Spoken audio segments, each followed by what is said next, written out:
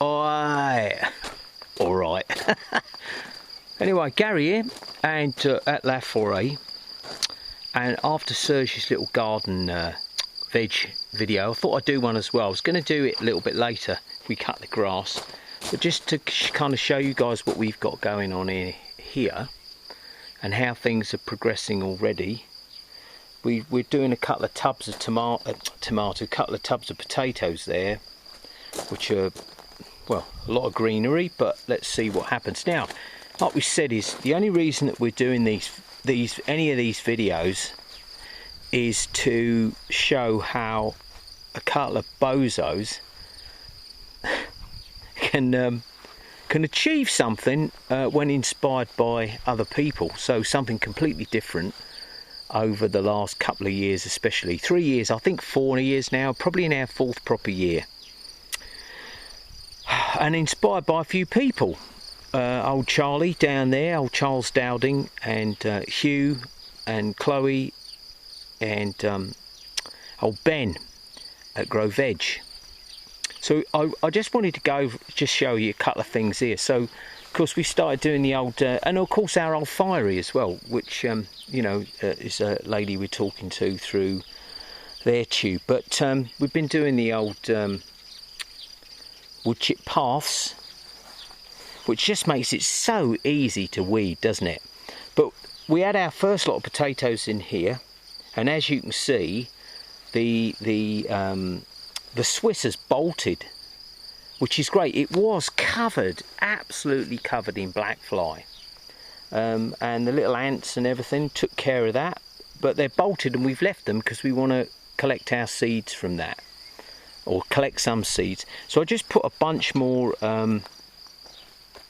of our compost down, really to kind of try and get the soil to keep it soft. We've got some spinach going there. This is the second lot of potatoes up at this end, right? And today, well, we've done this, a lot of people do this around here, of course people do it everywhere. We've planted in the grass as well. So we've got 2 courgettes and 2 courge there, and then I'll put in the first tomatoes today, actually, in our compost and horse and cow manure that we've been collecting over the last 2 years. So there's the first lot have gone in. So and we've got some dwarf sunflowers and stuff like that, so this is a bit bare at the moment. But if we go over here, you can see we've put the old butternut in. And the only reason I covered them up was because we thought we were going to get, maybe we were going to get a frost. But I put 2 in each. So if one doesn't work, then you know the score with that. So, and I'm keeping this all nicely cut back. But as you can see, the grass has gone mad again.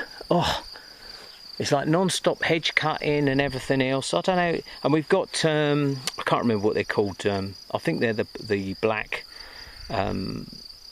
little tiny tomatoes. That's the first one we put in.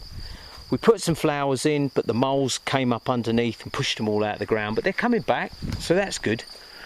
Anyway, if we go down here, I'm going to go down here on the floor. This was a load of onions that have been in for a long time, which just turned into basically giant leeks, but they're all right. I mean, they're usable. So our second real attempt is going on at the moment, and then you can see how some of our plants have come on. There's a couple more courgettes which I'm probably going to give to our neighbour to stick in the ground, and then if we go in the old greenhouse, the Serre, you can see what's going on in here. So we've still got a lot happening in here, and we've got hang on, got the old pastis going. We've got poireaux, more leeks going on there, tomatoes, peppers, and we're going to grow 2 indoor cucumbers, which weren't great last year, and I think they didn't get pollinated properly. This is the same tomato, the small tomatoes, little salad tomatoes, as outside. So we've put one in here and one outside, and peppers. And then these are all peppers that Mum planted on. We've got beets going, more flowers, melons coming up. They've been a bit slow, but all these tomatoes all pretty much self-seeded. We didn't do any of it. We've got Brussels there. We've had 2 goes at that now, and them bastard birds keep digging them out of the ground. But as you can see down here with our purple flowers, the old bee's working away there. Look at him. There he goes. Bless him. Right, which is good. So that brings a little bit of pollination in. Again, more peppers, zinnias, flowers. What else we got? This is again the indoor chard. This one's just about run out, but it's going to flower. This lot will go through another year. And then in this old trough that was an old hot water tank. I mean, look at this, guys. This is brilliant, right? And these were winter lettuce from last year that was sold off cheap. So of course we do what old Charlie and everybody else does. We pull the bits off from the bottom. We've got more lettuce going here, more lettuce going in there, more lettuce as you can see coming up here. Very, very slow parsley. I don't know what the deal is with parsley, but it seems to take forever. And as you can see, it's all and then we've got some basil in there as well. So that's what's going on here. And then as you can see, we're doing a lot of cutting back at the moment. I don't know how anybody ever goes to work when they do this. But this is what I wanted to show you guys, what has happened to our beautiful yuccas. And this has happened to all of them, right? And these have been in, well, this one's been in, it's got to be 18, 19 years. And we just grew one on from another. And this is what's happened to them over the last 2 years. Now I know a lot of people are going to say, well, they're getting old and so on. It's like, yeah, but the young ones have done it as well. Also, there's one which we've got over the back here, which was just beautiful because it's right on the septic tank line. That one's gone brown as well. So I don't know why certain plants succumb to this stuff. I don't know what it is. I know some of the girls have got an answer for it. Look at this, the old pine. This was a cutting that a friend of ours gave us a long time ago, lovely and soft. And you can see actually our grapes are doing really, really good. As you can see, we've got some good buds. Give this another month and it'll be covered in lumps and bumps and being burnt. So we have to keep an eye on that. So we've got 16 plants there that were all cut on, all grafted on from the main one up at the house. And then I put in 4 more here so we can have another go. But as you can see, I've got to come round and take off every 2 of every 3 or whatever it is. I can't remember anyway. But anyway, that's that. And as I said, I wanted to do this when it was all cut back nice, because it does look nice when it's all cut back. But as you can see, the chard has bolted here. It's a pretty impressive plant, I have to say. I'm not sure if you can see, but it's absolutely smothered in black fly, or you know, look at them, little alien creatures, right? But they're after the flowers. That's what I think. So, taking a little leaf out of Ben's book, and the only reason that we've used the wood is because basically this is a field, so it's quite difficult to keep it down. That's my excuse anyway. So we've got 1, 2, 3, 4, 5, 6 little plots. This one here is all shallots, which you can see are doing quite well. Lettuce growing in here, although we put a load of seeds in, nothing happened. And I think, once again, getting too carried away too soon. More shallots in here. And this is the second lot of garlic,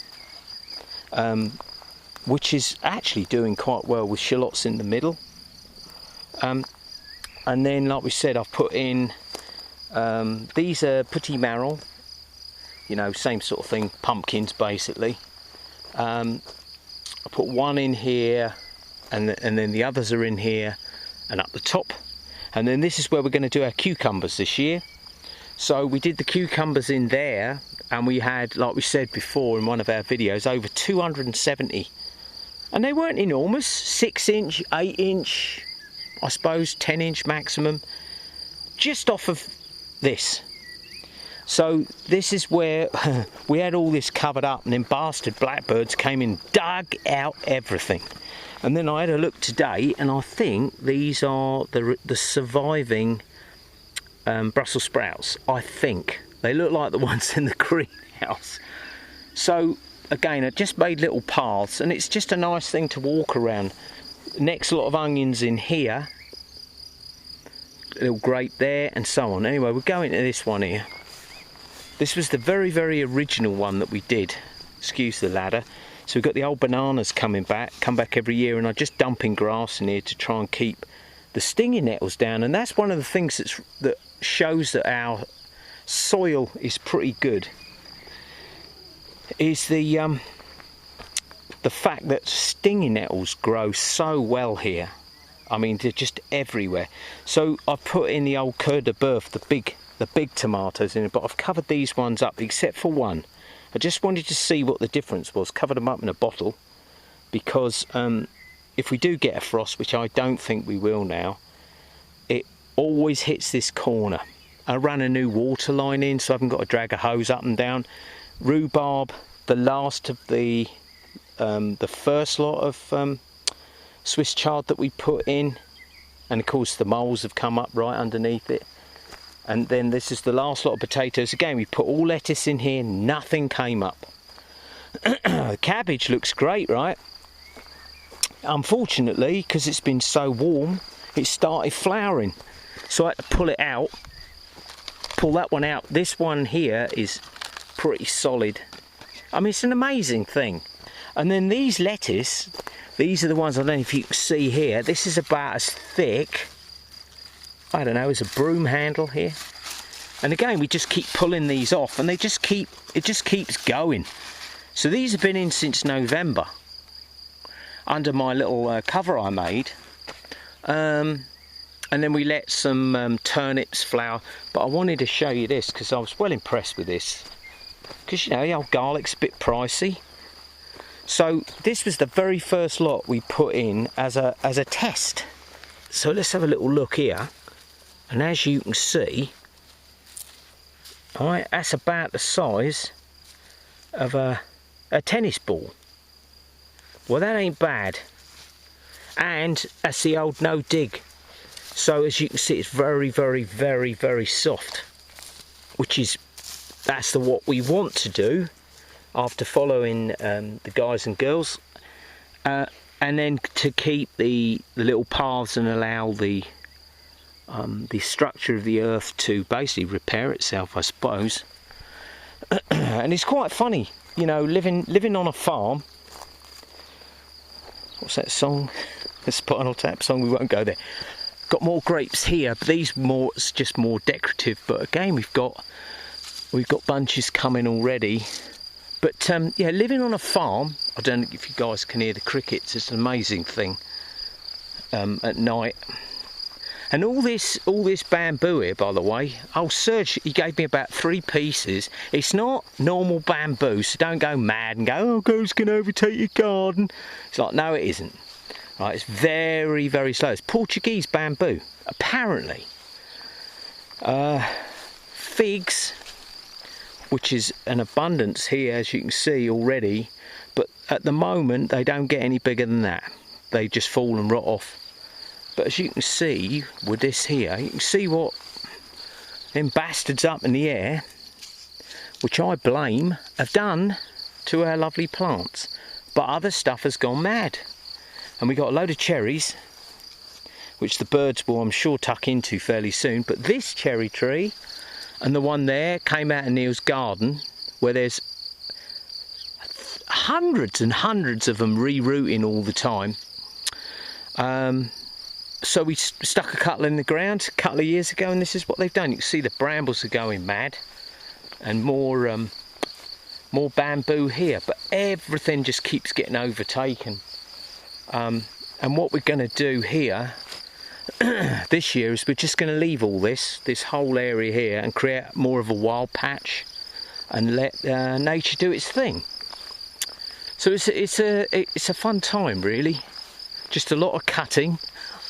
It's like a great idea, isn't it? Just put all these bushes in and not realise that at some point we've got to cut them all back. And on these I do like to use the old traditional shears, not that, but this, because it just cuts the leaves nicer, I think. But you can see the ronce, as they call it, has gone mad, the brambles. But if you guys can see properly from here, a little bit of a view going down south. We've got a big walnut grove over there, which is in Mastral, which is another small hamlet, as they call it, giving all the information away, is so when the men in black want to come and find me, they know where to come. Gary lives near Mastral. Anyway, as you know, don't really care about them what's-its. But there we go. That's what we're doing here at this end, and it doesn't look like a lot, but we've done, like Charlie said, and like Ben said, and Chloe and Hugh and all those guys and girls have said, just every day come out, pull up a few weeds, and we've literally got no weeds. And this is only in I guess the second year of doing it like this. And grass and leaves and every piece of crap that we've got that we can throw down, and it works really well, and it makes it a lot more enjoyable. Like I said, got another putty marrow in here, more for a test than anything else, but they can all grow down in the grass, and yeah, it's a great thing. It's a beautiful thing. So anyway, hope everybody's doing good. So it's all about inspiration and having a go at new things, you know. It doesn't hurt, does it? And we've had a great day. There's one of them shitheads up there, but of course he's not pumping any crap out, so we've had a beautiful day today. See a few of the old what's-its, but we got some lovely real looking clouds, and that's a nice thing. So there we go. Anyway, alright guys, we'll talk to you soon.